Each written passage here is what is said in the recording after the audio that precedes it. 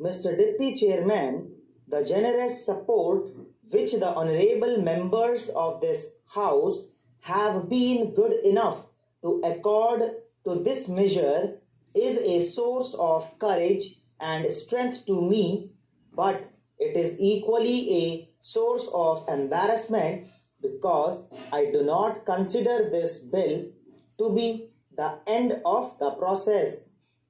In the beginning of the process, and the success of this bill will not be judged by the provisions contained in it but by their implementation.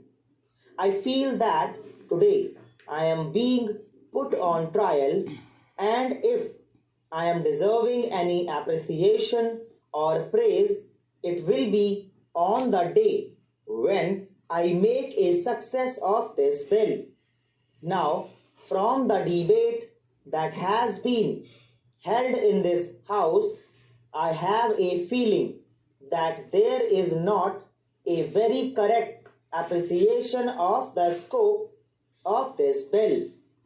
I made an attempt to explain the scope of the bill in my opening speech, but it must be due to my fault that I could not fully bring home to the honorable members the scope of this bill. This bill presents only a part of an integrated picture which was drawn up by the Rural Credit Survey Committee. The financing or the credit part of it has been entrusted to the Reserve Bank. Some honorable members have mentioned that there is no provision for the creation of the land mortgage banks. I submit that there should have been no provision for the creation of the land mortgage banks because that is the credit side which has been handled by the Reserve Bank. It does not need any legislation. There are already laws for the incorporation of the cooperative societies in the states, and any land mortgage bank can either be incorporated under that law or under a specialized law. Some honorable members have mentioned that there is no mention of regulated markets in it. Honorable members would be aware that markets and fairs form part of entry 28 on the state list.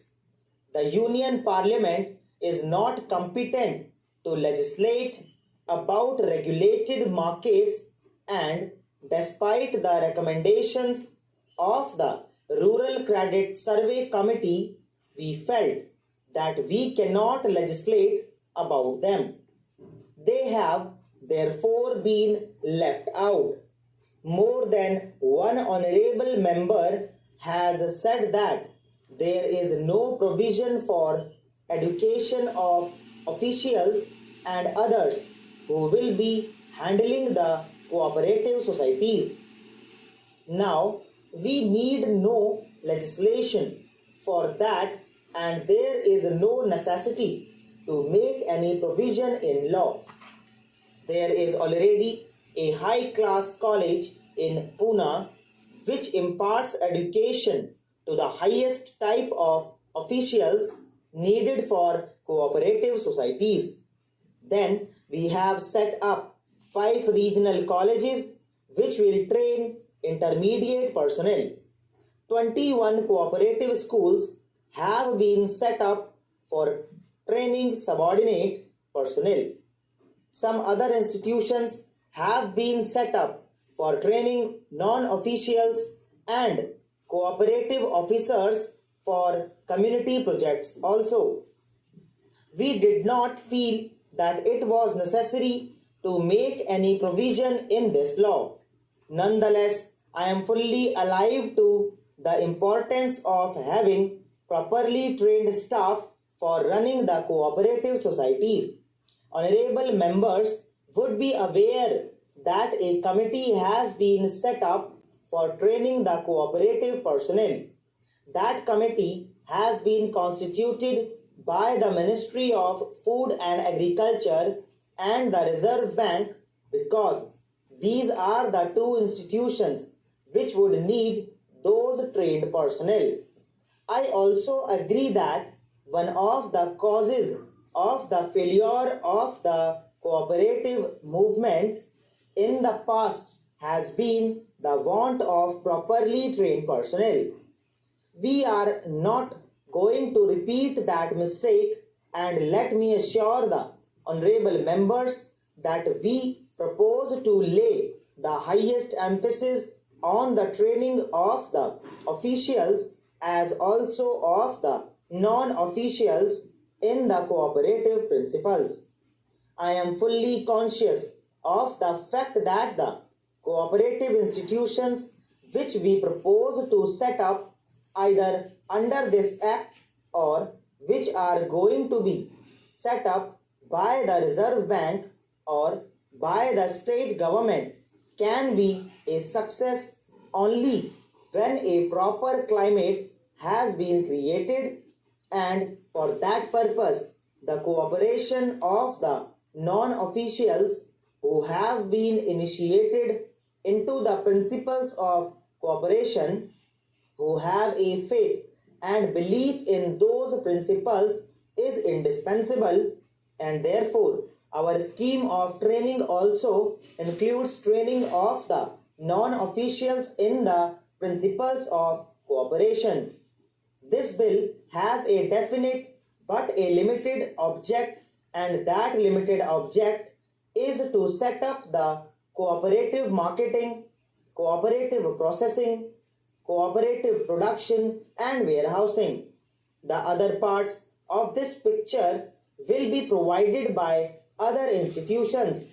Now, the House is aware that the Imperial Bank of India has been converted into the State Bank of India, the sole objective of which was that the marketing of agricultural produce should be financed by that institution.